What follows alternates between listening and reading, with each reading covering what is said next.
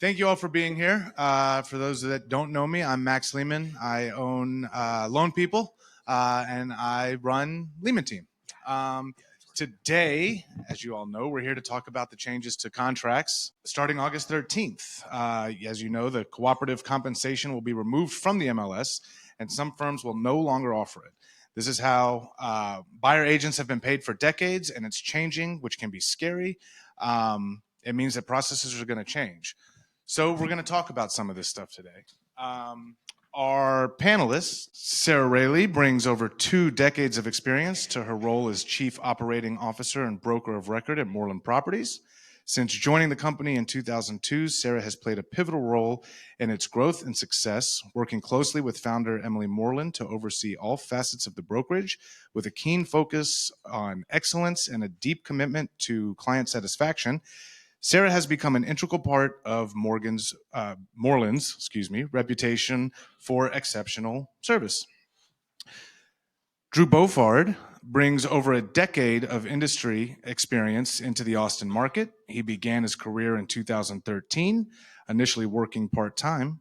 By 2015, Drew transitioned to a full-time agent, and within his first year, he achieved the remarkable distinction of ranking in the top 1% of agents nationwide through demonstrating his exceptional sales knowledge and client dedication. His leadership skills became evident quickly as he built and managed a high-performing team of up to 20 agents. His strategic vision and commitment to excellence led him to become the owner and operator of Pure Realty, the largest brokerage in Cedar Park, overseeing more than 150 agents. And then we have Eric Bramlett. He is the broker owner of Bramlett Residential, a mid-sized firm in Central Texas. Eric has worked in Austin real estate for 21 years, and he was a high-producing agent and team leader prior to moving into management at Bramlett. Eric and Bramlett Residential strive to raise the bar in real estate through strong systems and processes, high standards, and collaboration with colleagues both in and out of the firm. So, thank you guys for all being here and doing this. Thank you for moderating. Thank you. So we're here to discuss process changes, and we won't get into the weeds on contracts. Contract questions are important. If you have contract questions, please write them down so that you can research them later. We want to make sure we have a lot of fun and we have a lot of time to talk about processes. Sarah, Drew, and Eric are here to discuss process changes that their firms are implementing. Combined, they lead more than 400 top producing agents in Austin. So, Eric, we'll start with you. Yeah. Just to reiterate, we're here to talk about processes, and I won't try to read it, but I wanted to share an email with one of our really seasoned agents that I was emailing with him this morning. Steve has about 30 years of experience in Austin real estate, and we were just kind of going back and forth on the contract changes. And he said, wow, almost dizzying, simple to think about in concept, but the forms are all over the place. And I couldn't agree more with him. And honestly, we had presented the TXR form to our agents a couple of weeks ago, and then meeting with Drew and Sarah yesterday, I realized that I'd missed a piece there. But I try to distill things down. I'm a big fan of remembering very simple rules, keep it simple.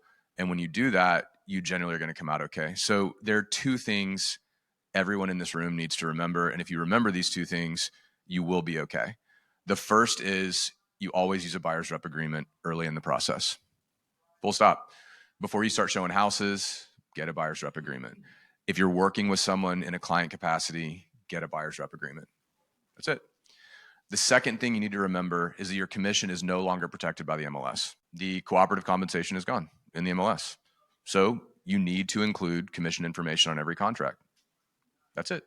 If you don't have commission information on the contract, you might not get paid. Buyer's rep agreement, commission addenda.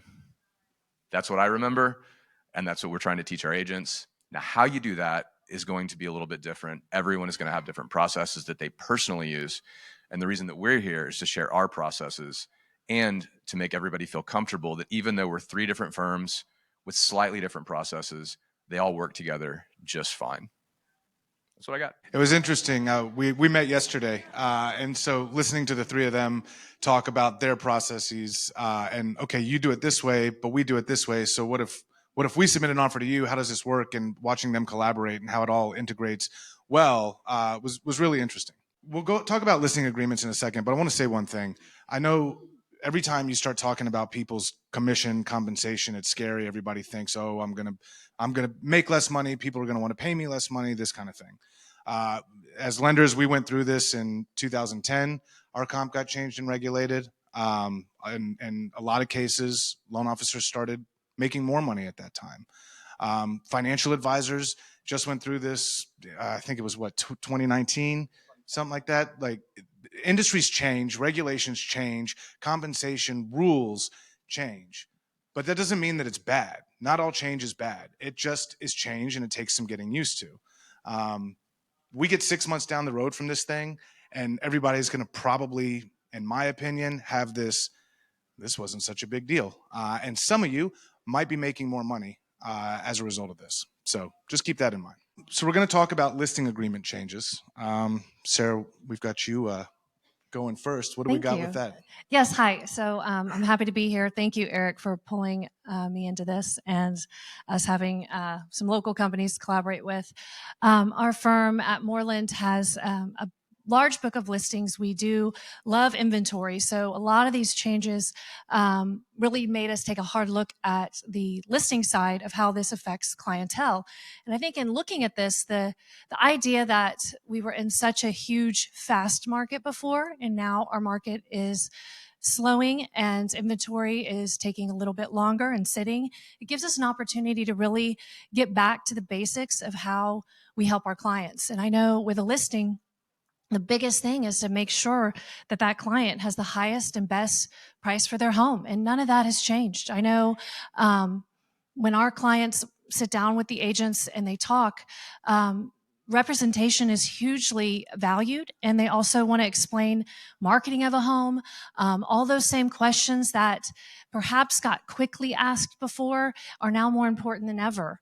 Why you're moving, what drew you to the home in the first place. Get them to talk, get them to dream, get to know them, understand that setting that appointment and establishing that trust, driving up to the house, all that is the same. Do not park in the driveway and walk across their lawn. You know, all those little tips and tricks that I know our top agents have had honed for years. Now is the time to really look at those and dust those off and go, okay, what are my best practices? What is my value? Who am I to my client? And then as you go through those steps, you're meeting with the client, you talk about the home, you talk about your marketing, you get to the end, and you definitely talk about representation. And with the listing agreements updated as of June 24th, those talks, when you get to compensation, have altered a bit. And so those sellers have options. They always have, and this has always been negotiable, but the idea that it's being uncoupled and that some sellers are wanting to uncouple it, there still can be cooperation, but that is up to you and your seller. It's up to the market they're in. It's up to their neighborhood. You are the market expert in this. You're the advisor. And so as you go through those, as you get to that paragraph with compensation, you can say, there are three options that you have. This is me. This is my fee. My fee is X. I'll say that today. My fee is X. And then on the buyer side, you're going to see that you can offer that buyer side compensation, or would you like to offer it as a, what's the word? Concession, thank you, or is none. And what do you think is going to be the highest and best way to get to the end of the closing table in this market, and what you would like to do? Y'all can decide that, fill the paperwork out as such, and call it a day. So I know as you look at the listing, this is something that feels different because it is, but in reality, you've been negotiating and talking about this all along. It's just broken out differently in the listing, as well as how you communicate that. Do they want to offer that incentive online? Do they want to tout it? It's just a matter of kind of navigating that together with your client. I think these are critical conversations that happen when you're with a potential client and with a listing. And if you're competing, you can ask, who I'm competing with and all the things you want to do and be that last agent in. I think it's a really good time to hone those skills and get ready for hopefully a good spring ahead, but then to get to know all these different forms. I will touch on a form. I know if you have an older listing agreement, some of our listings have been on the market a bit, they're not on that new form that has been released. So there is one amendment that you do have to get, 2701, that says you've had this conversation, that you know that compensation is being removed from MLS, and that it'll be marketed accordingly after that. Just acknowledge that. And so I think that's been a form that's been a fairly easy conversation. I think you can work yourself up on what might happen in a conversation all day long. But in reality, the idea that our listing agents have been out having these conversations, they've all gone beautifully. And so I think it's a matter of kind of having those, and every time you have one, it gets a little easier, and getting your mode that what you want to say a little bit easier is a benefit. So there you go. That's great. That's awesome. Drew, what do you got? To couple off what Sarah said, I think the most important part is a strong listing presentation, of course, right? So you're going in there, you're displaying your value, but the compensation conversation should be very simple, right? Nothing's really changed in retrospect. I charge X percent, right? What do you want to offer to the buy side? It can be 1%, 2%, 3%, 0%, 50%, whatever you feel comfortable with. And so that's the conversations that we're guiding our sellers through and letting them decide what that looks like for them. If they say 0, okay, that's fine. Just set the proper expectation that just because we're saying 0 now doesn't mean you're not going to have to pay the buying side at some point, right? So you want to make sure that you're always setting proper expectations of, hey, we're agreeing to 0, but just know that the buying side more than likely will be asking for some sort of compensation. We don't know what that's going to be, but we can anticipate it's going to be somewhere around the 3%. So just earmark that. And then when offers come, of course, it's, getting them to understand what their true net is so they can figure out if it's the right financial decision for them. I think as realtors, we really get caught up in thinking that our sellers always want the most for their house. And that's not always the truth, right? Like, yeah, they want a good, fair price and they want to feel good about it, but not all sellers want the most, depending on their situation. If they have to sell, right, they're going to be willing to take maybe, what wasn't ideal for them in their mind because it's a need. If they just like to sell, they're less likely to kind of budge on that net amount. And so I think it's really understanding the situation that our clients are in and guiding them through that process. Another way to think about it is, if your sellers don't want to offer any cooperating compensation, you have another chance to kind of reapproach the situation in paragraph 11, section F, where it asks for permission to be able to advertise concessions. And so we're saying, hey, I get that you didn't want to offer any compensation, and that's totally cool. But in this paragraph, we could decide if you wanted to advertise the willingness to provide concessions. And that's a really great way to help your listing stand out above some of the others. So would you be willing to consider that? And then that opens up a whole nother conversation. And so you've turned somebody into saying, no, I don't want to offer cooperating compensation, to another approach at it as, okay, yeah, maybe concessions makes a little bit more sense in their mind. And it's just another way to hopefully get them to realize and get on board, because I truly believe that more than likely it's going to end up costing them somewhere in that 3%, no matter how you split it. So it's just all about those clear, concise conversations with your sellers. I couldn't agree more. We're contracting things a little bit differently than you guys are, and I want to just illustrate that it still works completely fine. I ask our agents a ton of questions, and I think they probably maybe get annoyed by it a little bit. Tara was in Colorado marrying her son off. Congrats. And I emailed her a really long email saying, hey, I'm thinking about requiring that we no longer offer cooperative compensation, right? It was something that I still think is probably going away. I think that 6 months from now, 12 months from now, you won't see cooperative compensation in listing agreements. I could be wrong. Making predictions is always a little dangerous thing to do. Casey actually emailed back and said, hey, you're really small. You don't need to try to lead the national industry here. And I said, no, it's good feedback. We should probably just keep doing things the same way we've been doing them. Then we saw the news from EXP. I think that was a week ago, 2 weeks ago. And I was happy. I said, this simplifies things. We don't need cooperative compensation in the listing agreement in order for us to get paid. If you're a heavy lister, raise your hand if you prefer to have a buyer's agent on the other end of the transaction, or if you prefer, buyer's agent on the other transaction, right? Why is that? It's because the likelihood, there's a lot of things, it's a lot more pleasant than dealing with, an unrepresented buyer. But in your seller's best interest, the likelihood of success goes up. I don't know. It probably doubles, if you have a buyer's agent, a good buyer's agent, right? A bad one can sink deals, but that's fortunately the edge case.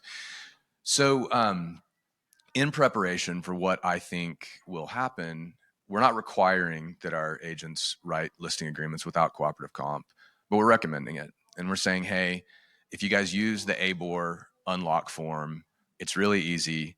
Cooperative compensation is already pulled out of it. And what I like better about the form is that whenever you get to, I think it's paragraph 11 there as well, you can actually write in the amount of concessions that you want to advertise. It's really 6 in one hand, half a dozen in the other. You know, it's really important to explain to your sellers that most buyers, I think NAR says 89% of buyers use a buyer agent. Now, if you're a heavy buyer side agent, raise your hand if you like to work for free, right? So if you prefer to open up to the entire market and market your property to 100% of buyers out there, you probably want to offer some concessions. That's probably the case. We have data that shows what the average commission was in the past 12 months, 18 months, whatnot. And you can share that data with them. And you can say, look, there's a market standard commission that you can expect. And going back to what Tara emailed me whenever she got around to it, was she said, Eric, I don't get it. Like, this just looks like expectations. Aren't we just setting the expectation that they're probably going to pay a buyer agent commission that's going to be a market standard? And I said, absolutely. The contract is just a little bit different. So it's really scary whenever you see, articles that say buyers agents are not going to get paid anymore.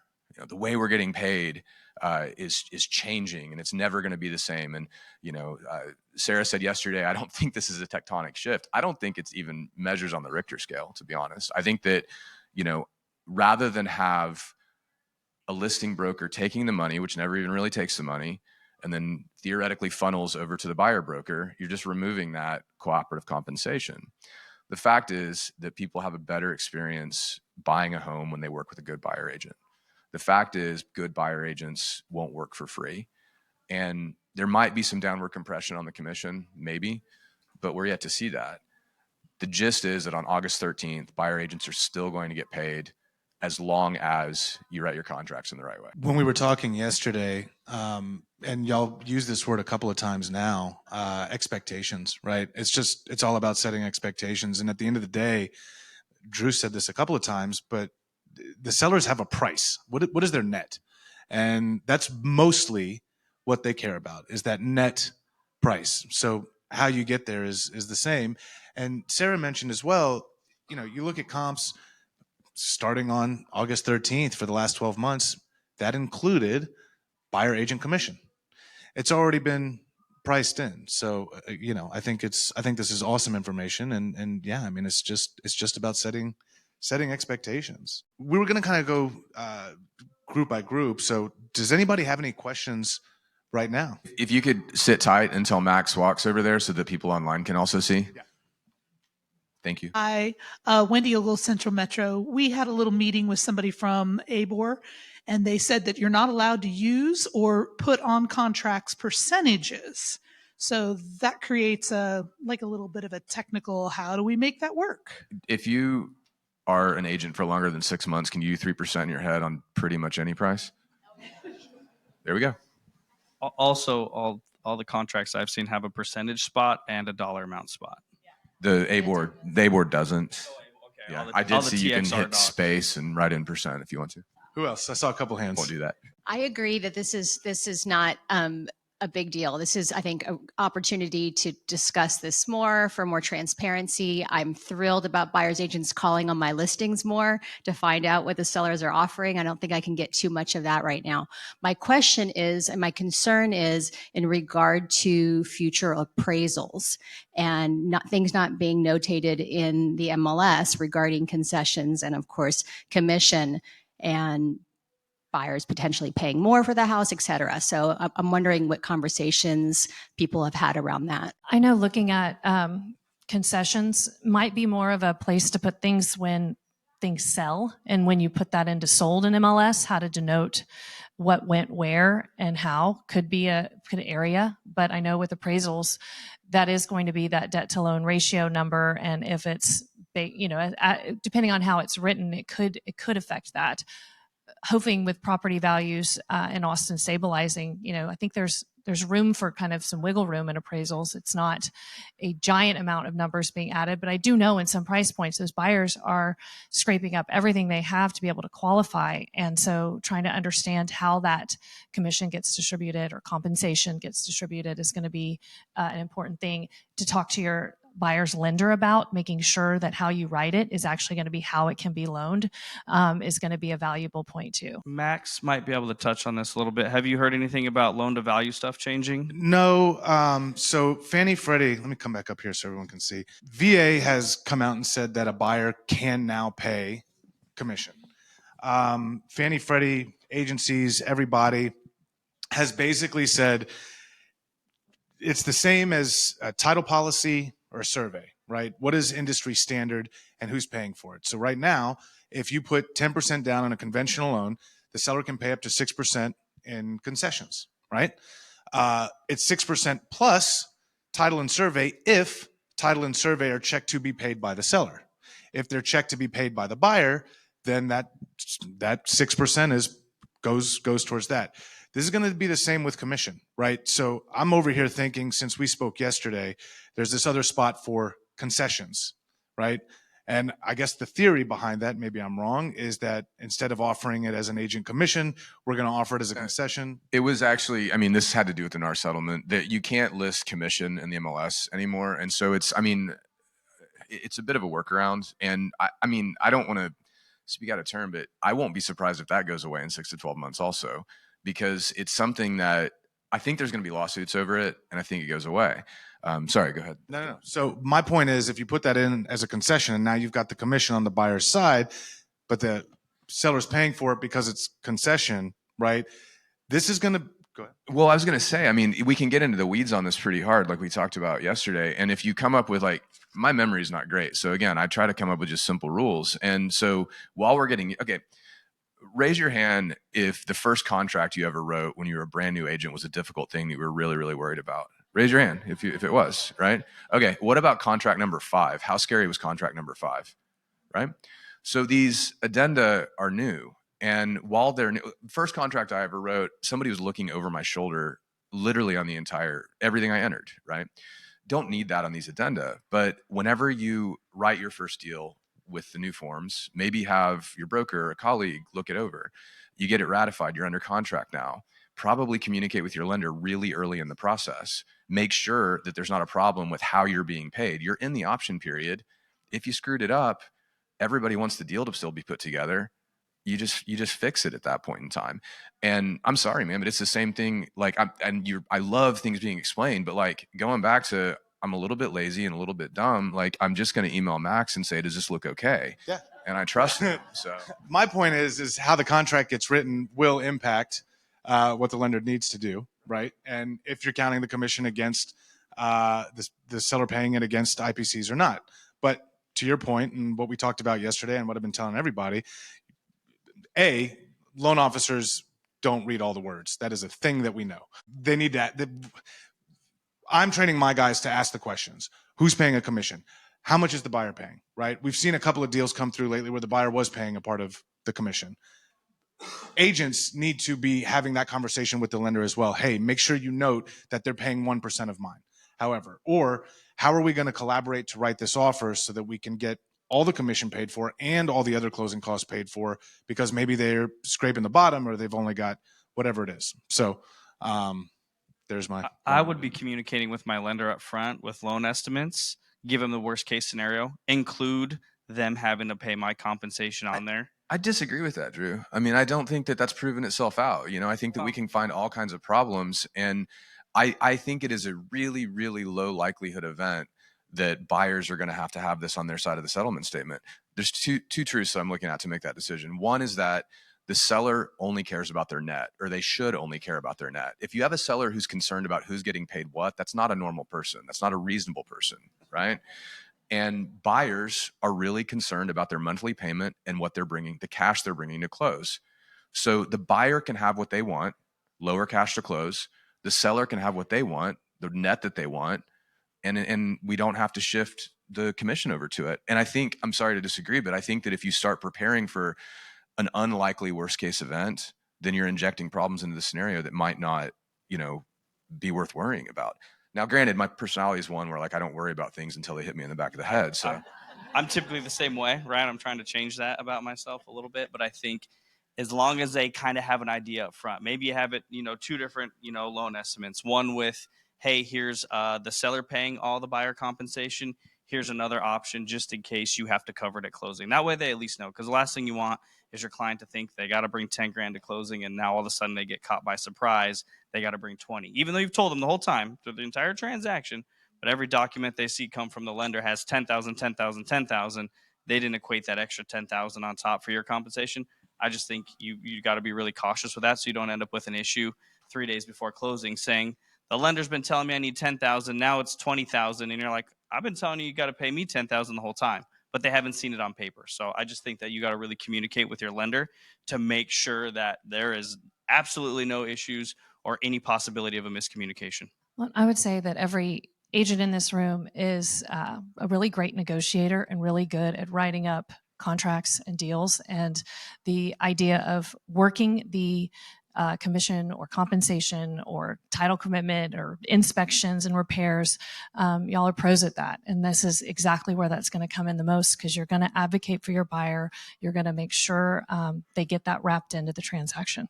And I'll point out, we've talked about this, silver lining to the bad market. How much fun would this be to navigate in 2021, right? I saw you. Thanks. I'm Jennifer from Realty Austin Compass. Just without going into the weeds, but I actually appreciate how you both thought differently on that. Lenders. I've been talking about 4 lenders, my top 4 this week, including Misty. Some, their heads in the sand. And that's really, really concerning, because we can turn and talk to our lender. So I'm curious, from a lender point of view, is there education going on? Because I don't really see the world more than that. So, not really, Good answer. I mean, there's not, right? Like this impacts you guys a lot more than it impacts us, right? From a lender perspective, we've already had guidance from the agencies, so we know how to navigate that. And now it's just reading a contract and figuring out what side of the set of the CD is the commission going on. Is it going on the buyer's side, or is it going on the seller's side? It depends on how it's written. It depends on how the contract's written. And if you use, going back to simple rules, if you use the commission addenda, one of them, either the TXR or the ABLE or unlock, it's going to go on the right side if you write it correctly. That's just the fact. And going back to like your first few deals, you might screw it up. Well, get your work checked, before you submit an offer, or right after you get the offer under contract and you're under option period. If you find out 3 days before closing that your buyer has to pay $10,000 they didn't know about, you failed. And quite honestly, you probably don't deserve that commission. Think ahead a little bit. But there is not a lot, to answer your question. There is not a lot of training going on in the industry that I've seen. And I can only speak to my company, but we talk about this often. They say me do all of these different presentations with Eric here. I've got a couple of different other podcasts that I've done. So like for my company, I'm putting this information out there and what needs to happen. I can't speak to what other companies are doing, but there's not like this industry standard of this is what we're going to do. It's kind of follow the agency. Use loan people is what I'm hearing. Please. Last one in the back, and then we'll move on. So I have to introduce myself as sort of the melancholic temperament. So take everything I say with a grain of salt. But I feel like there was a large monetary settlement involved with this. And we also have the Department of Justice still thinking through all this. And so I understand as real estate professionals our perspective. But I'm wondering if there's any concern that we're not sort of meeting the merits of the argument if we just end up sort of getting to the same endpoint, but our contracts look a little different. We're going through different hoops to get to the same end game. If we feel like we're not just kicking the can down the road and we're going to have to face further issues down the road because we're not really addressing the core issue that, again, the plaintiffs in this case and the Department of Justice is concerned about in our industry. I think there are a lot of different addenda, whether it's ABOR releasing their forms, TAR, TREC still working on theirs.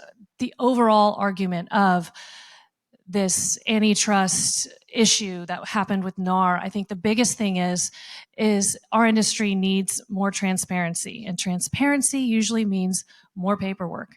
But at the same time, the idea that the commission's being removed from MLS or compensation, we need a compensation form that's going to disclose what everybody's getting paid, that everybody signs off on every transaction. And I think that's the biggest shift that you're seeing, is that extra sheet of paper providing that transparency, so no one can say, wait, I didn't have a represented buyer and you ended up taking, X percent on this listing, double.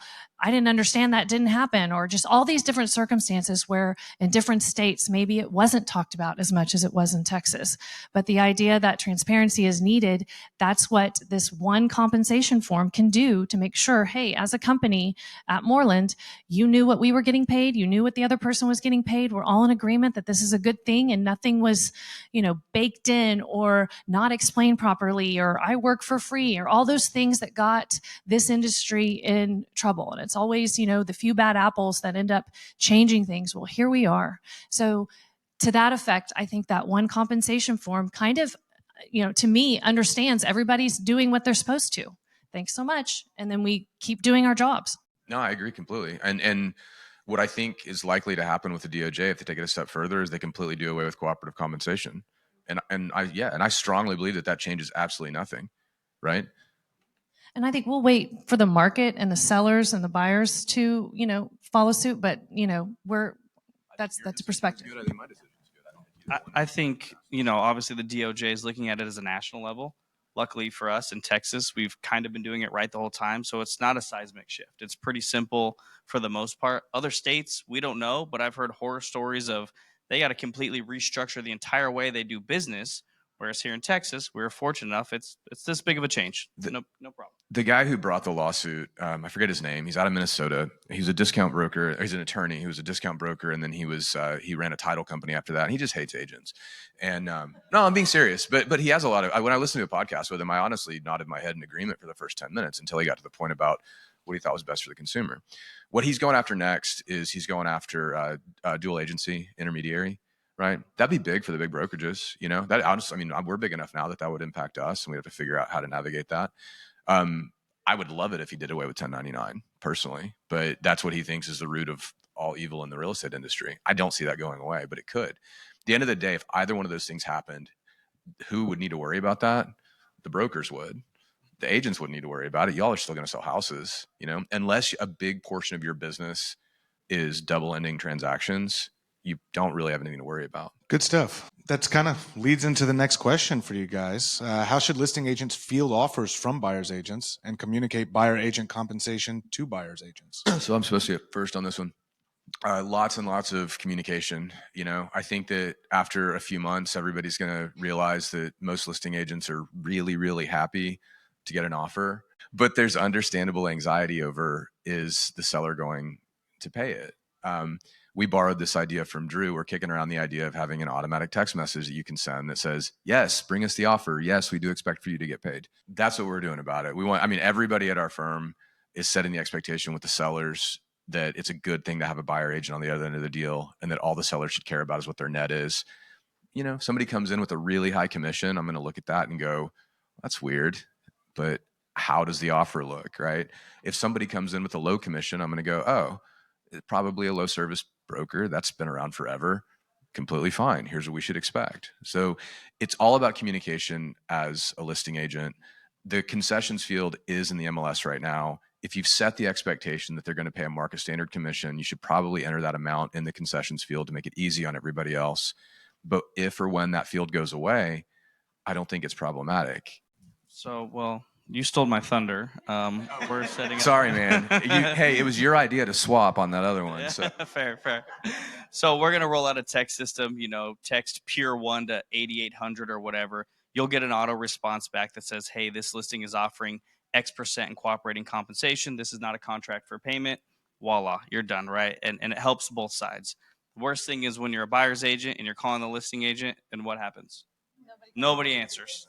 They don't call you back. They don't text you back. They're on vacation at the beach, whatever that may be, right? And here you are, your buyers want an answer, right? So it serves a purpose of giving the buying side the information that they want and deserve in a timely manner. And then as a listing agent, Do you want your phone ringing all the time asking what you're offering? Probably not, right? Do you want 1,000 text messages if when we get back into that type of market, hey, what are you paying? What are you paying? What are you paying? No. So it's an easy, simple solution to communicate that and really just set it up to where it helps all parties involved. And I think that's going to be our route until we get our hands slapped for it if it becomes an issue. I don't know that you get your hand slapped. I think it might become unnecessary over time. Maybe, yeah. But I just think it's an easy way and convenient for now, and we're going to monitor it and see how it goes. But So- we've figured it out and have it ready to deploy. Okay, I was just going to say, I know for us, a lot of that organically is going to get transferred when you're setting up that showing. Hey, I'll be there at 3:00. Oh yeah, what is the seller? Is the seller offering concessions, compensation, things like that? We will have some attorney language on our site on the exact property detail pages or on the exact property site of just like you'd look at a virtual tour or a survey or any other addenda that compensation language will be there if you're looking for it specifically for that property. So that's how we're handling it. Yeah, I think it's great. I think that you guys are communicating, your agents are setting the right expectations with the sellers. Questions seem to be in the back. Let's stay back here. Thank you. I'm Brennan with Cooper Sotheby's. In regards to setting up appointments for showings, we kind of brainstormed with a group of my friends about getting the compensation agreement between brokers before you go and show the property, just so you're so just the text it would be sufficient for some people. But do you think that buyer's agents should be requiring having that actually in their hands? Because as you set up the showing, we're recommending that if just like in ALN or any other kind of clubhouse type environment where it is not regulated, that's how this is going to become. So getting that cooperation between brokers is probably the easiest way to send that over and say, hey, I'd love to show your house. Here's the form, and we'll see how that goes.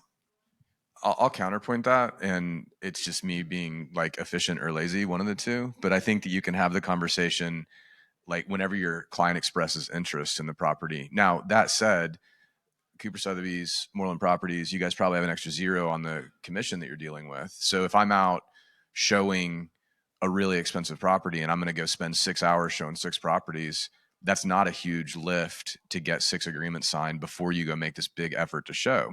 On the flip side, if I'm showing, 12 properties to a relo who's coming into town to spend $400,000 on a house, probably not. It's a risk tolerance decision. And if I were showing a property that was going to put 6 figures in my pocket, I probably would get it signed. Yeah, I'm with Eric on that. I think you're going to have a whole ton of legwork just to be able to show properties that get an agreement signed by every single listing agent. And we don't even know what that compensation flow looks like, because if it's directly from the seller, now you got to get a broker to owner agreement, right? So now that listing agent has to get with the seller has to sign it. Most listing agents probably aren't going to go through the work to do that. And at that point, they're probably going to be like, we're going to determine that based off what your offer is. And so I think it's an unrealistic expectation, and we'll say a couple zeros off of the commission number. But at the end of the day, your compensation is always solidified through your buyer rep agreement. So it doesn't really matter if the sellers are paying in retrospect, because your buyer has already agreed to it.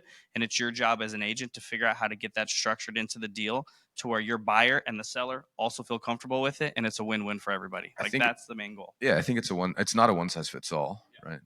It's like early legwork to go, hey, what's most important when you're even writing the offer? What's most important to the seller? What do they need? But I do agree, most buyers want to understand if they're going to have to bring something to the table or not before you even walk through the door. Finding that information out early is key. I think those phone calls, sorry, I'll stop after this. What you're discovering is the seller reasonable by making those phone calls, right? I want to show the property. Is the seller open to paying a buyer agent commission? I think that we could all agree that a seller that says no is not a reasonable seller. But it's also not black and white. You're also not discovering, like, is this person reasonable or not? It's like, how motivated are they?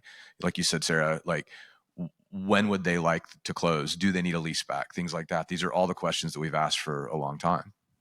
And if it's broker to broker, obviously it's going to be way easier because just the agent has to sign it. But if it's direct from the seller, so if decoupling happens, it's going to be a hard uphill battle to get a seller to actually sign that document before showing a property, I feel. My name is Salma, and I'm with 12 Rivers Realty, and I have the microphone, sir. Just kidding. I'm just kidding. I'm just kidding. I just wanted to address the elephant in the room, which is we've already folded it into the price. Like, we should be having that conversation with the seller, with the buyer, with each other. Like, when we did comps, the 6% was already, it's been previously, right? So we should kind of start with that as we're discussing with our clients too, because that way we all know, and then they all know, and then we're going to get each other's stuff signed so that we all get paid. I feel like there's anxiety, at least for me, if like the listing agent responds or doesn't respond to me, like, do I send the offer? Do I not send the offer? You know what I mean? It's like getting in the way of what's important, really. But the 6% is already in it. Is it not? I mean, that's a market knowledge question where you look at the neighborhood of where the listing is, what's sold recently, you've done your work. But talking to a seller, I would imagine if you say, okay, well, there was some commissions that were, in there. Would you like to, we need to have this pricing, or just expect if we're not going to pay that agent, it'd be this pricing. Most sellers are going, well, I'm going to get this price. I'm getting this price. So I think it is a lot of education on our end, like you're talking about, where it just makes sense to you and it's a no-brainer. If you explain it to your client in a certain way, it will be a no-brainer to them, but they don't have all that knowledge. And I think that's where we come in to be the advocate and the advisors. We got a question back here. Thanks, Max. Wes Womack Real Estate. Hey, not to sound naive, but it's going back to the compensation between brokers. Is that not a redundant form, considering, like what Drew said, we already have commissions established in a buyer rep agreement, and all offers are going to have the addendum for commission. In that addendum, it says that addendum controls. So who cares about the compensation? Am I stupid? Yeah, no, you're not stupid, Wes. It's a contract question more than anything, and it's one that I learned yesterday and had to redo our instructionals. If you use the TXR form, it also requires the broker to broker agreement as well. I think it's silly. That's why we prefer the ABOR form. But it's all minutia. Like, however you want to contract it that way. Pick a way. Make that your preferred method and just do it the same way every time. Yeah. And as a broker, you can have your best practices on, hey, we think you need this. Hey, we don't think you need this. But I know for Moreland, we want to make sure that everybody understands how everybody's getting paid based on the NAR effect. And we need to be more compliant and transparent. I'm Vicki Davis. Oh, that's very loud. I'm with Bramlett Residential. And Eric, you had mentioned the seller concession field. And I'm just curious, is that something buyers can see when they look at the properties? Yeah, I believe so. So then my follow-up question is, do you think there's going to be confusion with that, and they're going to be like, oh, I can use this for whatever and not think about it? I think it'll be noticed about as much as the title policy field, which has been in the MLS for a decade. Okay. Thank you. I mean, if it happens, Vicki, like, it's a good question, because you do get like the engineer types that tend to scrutinize everything, and you'll have that conversation once and you'll say, oh no, this is for the buyer agent commission. Remember, we talked about that when we signed the buyer rep agreement. But those buyers but are technically, if you put something in compensation, it has to be for anything they want. That buyer could apply it to compensation, or they could apply it to new wood floors. So I'm not advising that be a field that we utilize unless it's after closing and we can really outline that out for more of a back end, like, oh, what happened here type thing. She's talking about the advertised field, I think. Yeah, I think as a workaround. Yeah, it kind of is, and that's sort of what's happened nationally. And I can't remember who said that she was melancholy about the whole situation, but are there going to be more steps? Yeah, I think the next step is probably that field goes away. I don't think it becomes a problem. How often does a buyer pay, not in 2020, 2021, 2020, early 2022, but how often does a buyer pay the title policy? Right. And why is that? It's because the buyers are sensitive to their cash to close. And I think the same dynamic, you just multiply it times 3-ish, is going to apply to the buyer agent compensation field. The thing that people look at when they look at the listings are the price and the pictures, and they decide what they're gonna look at based on that. And you have developed strong rapport with them. You've explained the process to them. And so it's not the first time they've heard, that's how I get paid, right?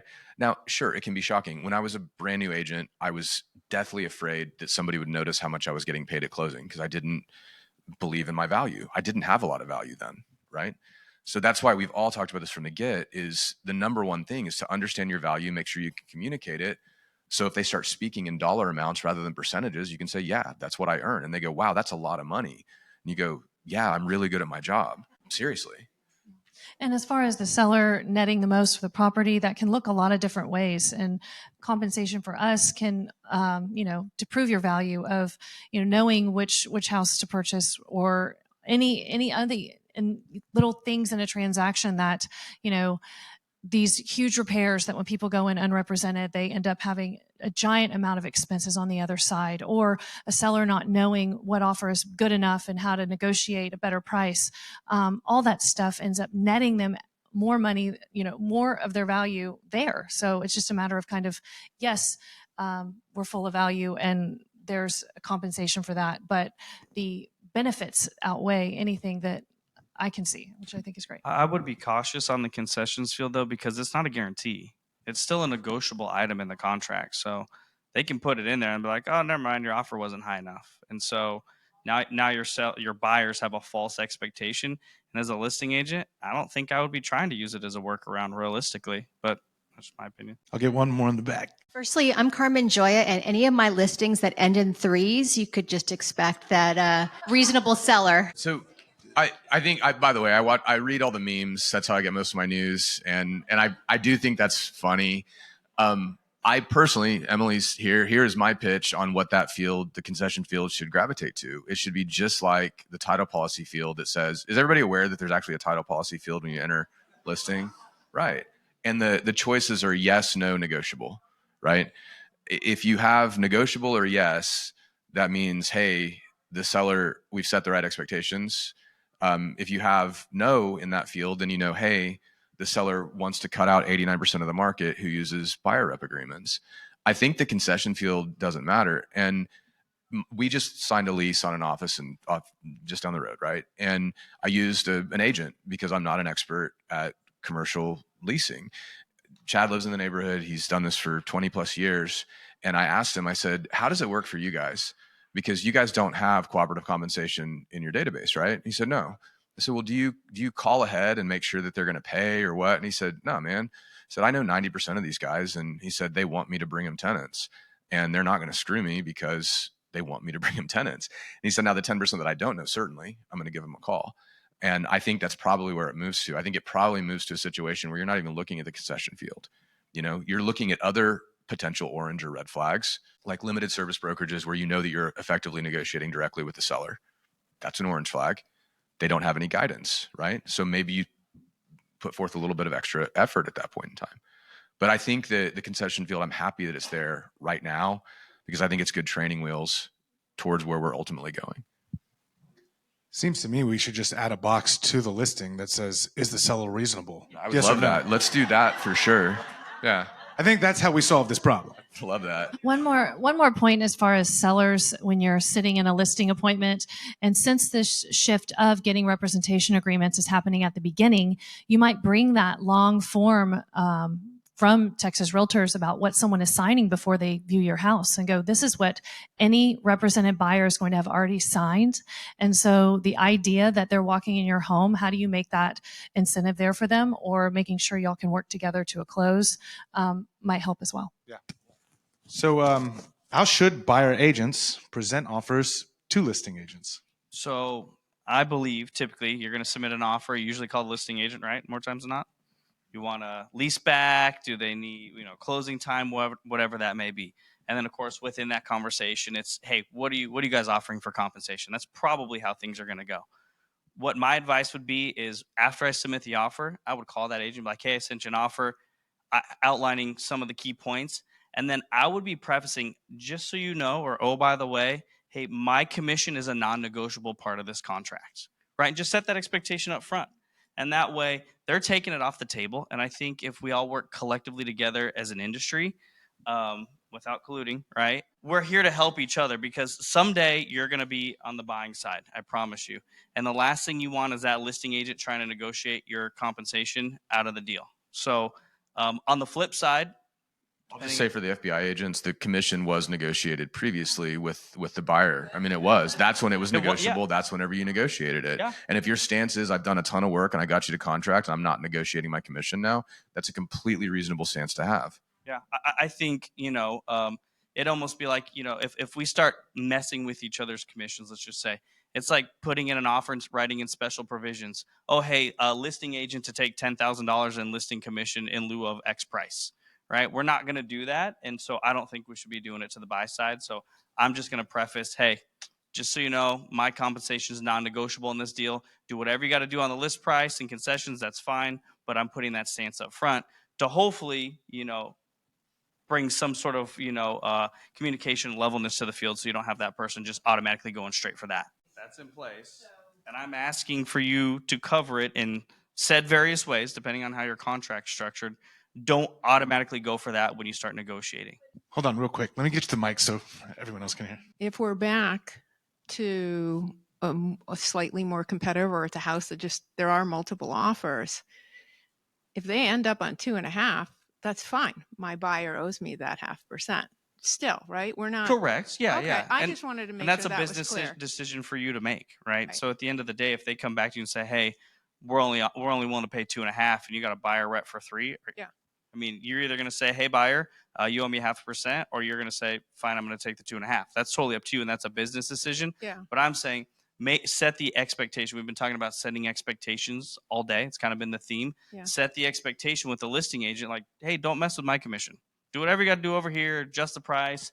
Your net is to your seller. It is what it is. But just don't go over here and mess with this field." Sarah, Eric's twitching, so like, go ahead. so I was going to say, well, Sarah, you talked about it yesterday where sometimes it makes sense, right? Do you mind talking about that?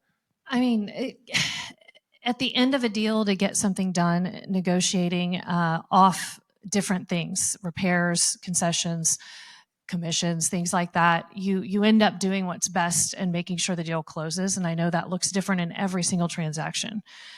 Just to piggyback on Drew, I know with the question about how to present buyer's agents presenting offers, hopefully you've had all that information before you showed. Some people are saying, okay, well, it's listed here, listed there. You'll have all that information. I mean, to me, when you present an offer, you write an email, you call the agent and you say, I am excited to bring this to you. I look forward to working with you. I think you have your best practices and polish them up. And, negotiating for your buyer is your highest and best use. So you're going to do that. But hopefully that's already worked out to me on the beginning end. So that isn't something that you're trying to say, hey, by the way, this is my agreement. It's like hopefully that's already done. And you're on your way with trying to get the best thing for your buyer and put the seller together and come to a great close. I think there's a couple of scenarios where you could be asked to reduce your commission, and one you're probably fine with and the other one you're probably not. If you've been working with a buyer for 6 months and it's a really expensive house and the buyer and the seller are in an impasse, seller won't come down anymore, buyer won't come up anymore. And if you kick in a 0.5 point or a point to get the deal done, how many people have done that or would do that? That doesn't change, right? You're still doing it. Right. To the listing I told you about, most expensive house I'd ever sold in my life at the time. That's what happened. And I kicked in a point and I still got a 6-figure commission. And I was so happy. Couldn't have been happier. And my buyer was happy and the seller was happy. I'm still friends with both of them. There's another way that you try to go after somebody's commission. And that's where you present one offer. And it's a good offer. And then the first thing they do is kick back and say, well, we're not going to come, we're going to give you the price, but you have to come up, or you have to come down on a commission. You have to come down on 1%. I could strongly argue that that's a terrible negotiating strategy. Terrible. You've effectively made the buyer agent mad at that point in time. The seller has a much lower likelihood of coming to terms than if they had simply come down in price a little bit. And the net result's the same to the seller if they would have just reduced the price a little bit versus go after your commission. And because it's a bad strategy, that's why I don't think you're going to see it a whole lot. You might see it a little bit more in the first few months when this happens, but bad strategies and bad tactics don't stick around because they're not successful.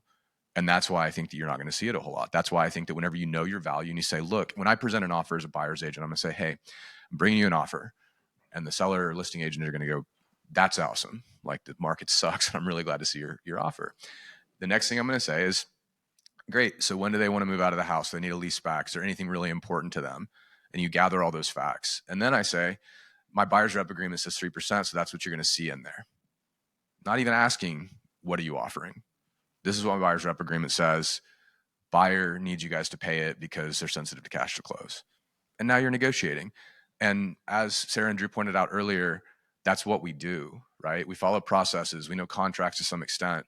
But by and large, we're all in this business because we're good at solving problems. We're good at working through things to make sure that our client gets.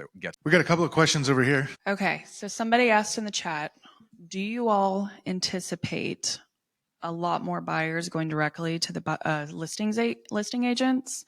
And if so, how are you all advising your listing agents to handle that? I'm going to say no to that, and then depending on what forms you use, and we're not doing a contract class, but know your listing agreement and protect yourself in there for unrepresented buyers. I mean, I know in any market, there's some unrepresented buyers looking at properties. And I know talking to our sellers, you have that conversation at the time you sign the listing. You know, if someone is unrepresented, how would you like to handle that? Whether they're an attorney or a banker or someone that knows everything, or they've, sold 7 or 8 houses in a row and they may not use an agent. That may happen, but that, I think, to me, it's more of a listing, how you service your listings altogether, your practices.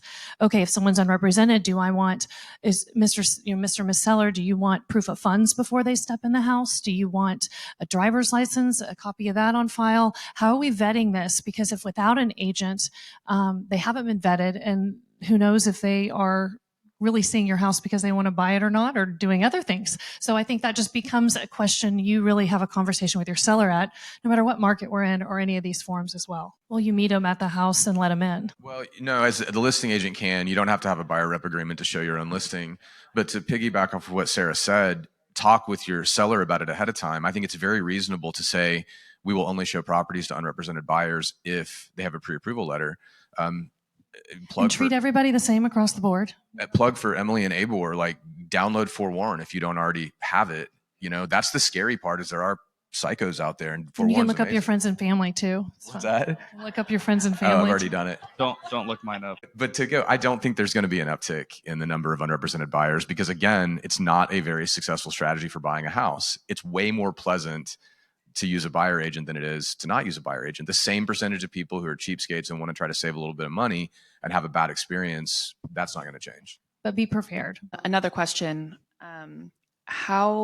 What do you all recommend for a process for leasing? Yeah, so the process I recommend for leasing is to find a really good property manager and just refer everything to them. I know that's probably not the answer that people want, but if your core competency is not leasing, then just stop doing it. Yeah. Or find someone in your office that's really good at it. Agreed, yeah. Just to preface, all these rules apply for leasing, in case anybody didn't realize that part. So buyer reps got to get signed ahead of time. Compensation is not offered in the MLS. Your tenant may have to pay you as their representation, which I think is going to be really hard to get accomplished in a lot of variable ways. So leases are tough. Drew was saying yesterday how much he loves leases, and he would like to have them all. So I will say this about leasing, though, like a valuable lesson from it. I started my career as an apartment locator on East Riverside, 2003. That was super fun. So in that industry, there's no cooperative compensation agreements anywhere, and there's not even a standard, commission amount, and it works. And it works through some phone calls, and it works mainly because those apartments want you to bring them tenants, and they want to transact. And the same concepts are on our side here. We don't need cooperative compensation in order for us to do business. Thank you guys for all of that. This is really great. We still have, about 10, 15 minutes. If there's any other questions, I'll start walking around the room. Skip Haval. Hi, Eric. You mentioned download Forewarned. Is that what you called it? It's called Forewarn, yeah. And where? Go to your member benefits at abor.com. You can just email Emily and she'll give you the direct link. And that's what I usually do. Last time I emailed her, I said, where do I find this? And she said, it's on the homepage. Thank you. You click here. Google that. Yeah, So thanks you guys. I mean, super informative, and it's great to be here and collaborate with all these different agents, which Trey and I were talking about. It'd be great if we could see more of that. It's wonderful as an industry. Just two things. I think one, nothing's really changing. I mean, in practice, we're still doing the same things. We still communicate with each other. We still do all. Now you just have to put it on paper. It's transparency, right? And that's good. And secondly, I think, we talk about, unrepresented buyers and all of those. We provide a service. You go to a dentist, you're going to pay a dentist. You're going to go to a doctor, you're going to pay a doctor. We're professionals, right? Our expectation is to get paid. It's nothing, so it's just having that conversation and understanding how to explain it. You get paid what you're worth. And I think if we all remember that, it'll make it easier. Hear, hear. Yeah, and each of us is giving everybody the information on brokerage services and explaining representation and how you advocate for people. They want to know what you're going to do for them. They want to be able to trust you. They want to know. So, real estate's this weird industry that's just like the legal profession where everybody hates attorneys and loves their attorney. And that's the same dynamic we got where everybody thinks that we are overpaid except for their agent because we do a great job for our clients. Anybody else? Where? There. Confusion regarding reading the NAR settlement agreement and the things that were agreed to, the changes that we're all here discussing. And it reads specifically that you have to have a buyer agreement signed before touring a house. It does not say a buyer agent representation agreement. And from my understanding, they specifically wrote it that way. Now, ABOR has the word representation in it. Obviously, I like buyer representation agreements, and the buyer should like it too, because being a customer is pretty worthless.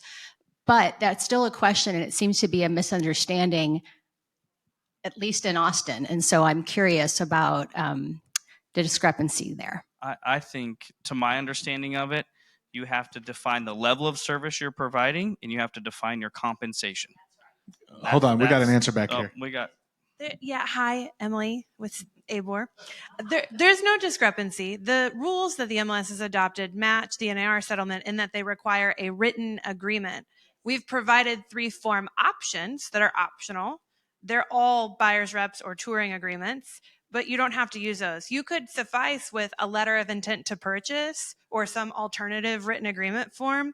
The only requirement is that it be written, be signed by all parties, requires disclosures that are required under the settlement, that compensation is negotiable and not set by law, and include an ascertainable amount of compensation. That's specific from the lawsuit. So it can't be open-ended. The ascertainable amount could be 0 if you so choose, but it's got to be defined. And those are the Unlock MLS rules are pretty clearly aligned directly with the settlement. The forms we prepared are buyer's reps because that's what people are used to, but they're not mandatory. A written agreement. If I can jump in, I don't think you're going to have a problem no matter what it says. I think that if you have a limited, like if you're talking about the limited service agreement or whatever it's called in order to show 1 property or 3 properties for 1 day, you explain to them that, look, this is a 24-hour agreement. If you end up making an offer on any of these properties within 24 hours, you have to use me. Otherwise, you want to get into the house, I have to have you sign this. And they're going to be okay with it. Well, I'll defer to Emily and to the attorneys that she worked with. I mean, guys, we're super lucky that ABOR spent so much time researching this for us.